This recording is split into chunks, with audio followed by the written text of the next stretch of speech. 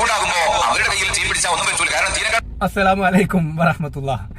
ലാ ഹൗല വലാ ഖുവത ഇല്ലാ ബില്ലാഹ്. നഊദു ബില്ലാഹ്. കറാമത്തുള്ള മനുഷ്യന്മാര്, കറാമത്തുള്ള മഹാന്മാർ, അവർക്ക് തീനേക്കാൾ വലിയ ചൂടാണ്. ആ ചൂടുണ്ടാവുമ്പോ അവരെ സംബന്ധിച്ചിടത്തോളം അവരെ ശരീരത്തിൽ തീ പിടിച്ചാൽ, തലക്കന്നെ തീ പിടിച്ചാലും ഒന്നും സംഭവിക്കൂല. ഇവരെ വായിൽ കിടക്കുന്ന നാവുകൊണ്ട് എന്തും പറയാന്നുള്ള കേട്ടോ, എന്തും പറയാം. അതൊക്കെ എന്ത് പറഞ്ഞാലും വിശ്വസിക്കാൻ കുറച്ച് ആളുകളുണ്ട്, ബക്കറ്റിലേക്ക് പൈസ ഇട്ട് കൊടുക്കാനും ആളുകളുണ്ട്. അതുകൊണ്ട് പറയുന്നവർക്ക് പറയാം. പക്ഷെ ഇസ്ലാം എന്താന്ന് ഈ കാലഘട്ടത്തിൽ ജസ്റ്റ് ഒന്ന് സെർച്ച് ചെയ്താൽ ഏത് മനുഷ്യന്മാർക്കും കിട്ടും. പക്ഷെ അതിൻ്റെ ഒന്നും ആവശ്യമില്ല. ആളുകളെ സംബന്ധിച്ചിടത്തോളം ഇങ്ങനെയുള്ള കുറച്ച് വിദ്വാന്മാർ എന്താണോ പറയുന്നത് അത് കേട്ടിരിക്കുക. ഇതൊക്കെ മേലെ പറയുന്നുണ്ട്, അതൊന്ന് കേട്ടോളി.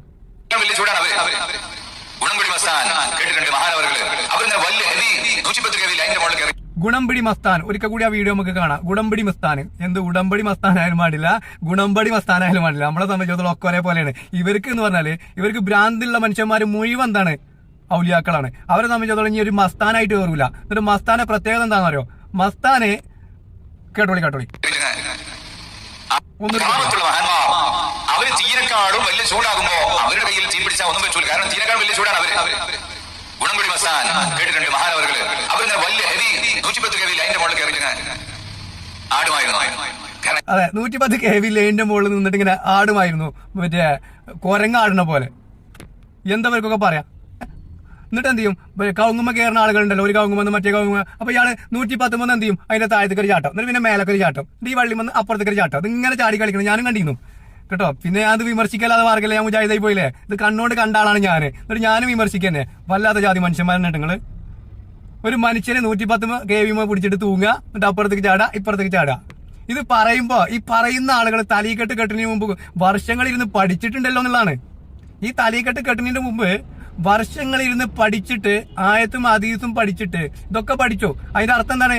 അവര് പഠിച്ചതൊന്നും സത്യത്തില് ദീനല്ല എന്നുള്ളത് മനസ്സിലാക്കാൻ പറ്റും. ഇസ്ലാം ദീനിനെ കുറിച്ച് ഒന്നും പഠിച്ചിട്ടില്ല. ഇവർ ഈ പാളക്കിതാബും ഇവരെ കാണുന്ന കുറച്ച് മസ്താമാരതും കുറച്ച് കള്ളുടിയന്മാരതും കുറച്ച് ഭ്രാന്തന്മാരതുമായിട്ടുള്ള കിതാബുകളൊക്കെ പഠിച്ച് അതൊക്കെ വായിച്ച് അതിൽ നിന്ന് കിട്ടുന്ന അറിവാണ് ഇസ്ലാം എന്ന് പറഞ്ഞിട്ട് നടക്കുക. പറഞ്ഞ് ഈ രീതിയിലൊക്കെ പറയുമ്പോഴും പൊതുജനങ്ങൾക്ക് ഇത് മനസ്സിലാവാഞ്ഞിട്ടാണോ അതോ മനസ്സിലായിട്ടും വെറുതെ മനസ്സിലായിട്ടില്ല എന്ന് അഭിനയിച്ച് നടക്കാണോ എന്ന് പോലും അറിയാത്തൊരു കാലഘട്ടം. ഇവർക്കുള്ള ഔലിയാക്കളെ പ്രത്യേകത എന്ന് പറഞ്ഞാല് പല പ്രത്യേകതകളാ.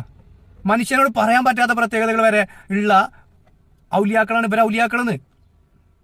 എന്നിട്ട് ഇവർക്ക് കറാമത്ത്. ഇനിയിപ്പോ ഇയാളൊക്കെ മരിച്ചു പോയാൽ ഇവിടെ ഇല്ലാത്ത നിങ്ങളൊന്ന് നോക്കൊണ്ടിട്ടോ. ഇയാൾ മരിച്ചു പോണ കാലത്ത് ഈ വീഡിയോ കേൾക്കുന്ന ആരെങ്കിലും ഉണ്ടെങ്കിൽ അന്ന് ഇയാൾക്കില്ലാത്ത കറാമത്തൊന്നും ഉണ്ടാവില്ല. ഇയാൾ ചിലപ്പോൾ എന്ത് ചെയ്തിട്ടുണ്ടാവും, മണ്ണെണ്ണ പറഞ്ഞ് തീ കൊളുത്തി നോക്കിയിട്ടുണ്ടാവും, എന്നിട്ട് കത്തിയിട്ടുണ്ടാവില്ല. നിസ്കരിച്ചാൽ നിന്നപ്പോ തെക്കുബീർ കെട്ടിനോട് കൂടി എന്ത് ചെയ്തിട്ടുണ്ടാവും, മലക്ക് വന്നിട്ട് ഹറമിലേക്ക് കൊണ്ട് ഇയാളെ നിർത്തിയിട്ടുണ്ടാവും.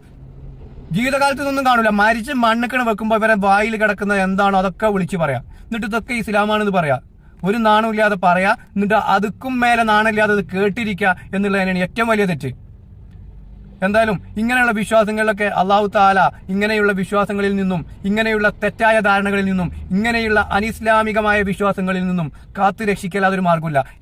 ഹിദായത്ത് എന്ന് പറയുന്ന കാര്യം അത് അള്ളാഹു അനുഗ്രഹിച്ച് തന്നാൽ മാത്രമേ കിട്ടുള്ളൂ, അല്ലാതെ ഒരു മനുഷ്യനെ കിട്ടൂല. അതിന് ഉദാഹരണമാണ് ഇതൊക്കെ. ഒരു നിലക്കും ഇസ്ലാമിന് യോജിക്കാത്ത കാര്യങ്ങൾ പറയാ, അത് വിശ്വസിക്കുക. ഇസ്ലാമിന് യോജിക്കാത്ത കാര്യങ്ങൾ എന്ന് പറഞ്ഞാൽ ഇതര മതസ്ഥരുമായിട്ടുള്ള യോജിക്കുന്ന കാര്യങ്ങൾ മാത്രം, അവരെ വിശ്വാസവുമായി ബന്ധപ്പെട്ട കാര്യങ്ങൾ മാത്രം ഇസ്ലാമിന്റെ പേരിൽ വിളിച്ച് പറയാ. എന്നിട്ട് എന്ത് ചെയ്യുക, ആളുകളെ പുളകം കൊള്ളിക്കുക, തക്ബീർ വിളിക്കുക, എന്നിട്ട് അത് ഇസ്ലാമാണെന്ന് പറയാ. നിങ്ങൾ ആദ്യം ഷഹാദത്ത് കലിമ കൃത്യമായിട്ട് പഠിക്കുക, വേറെ ഒന്നും പറയാനില്ല.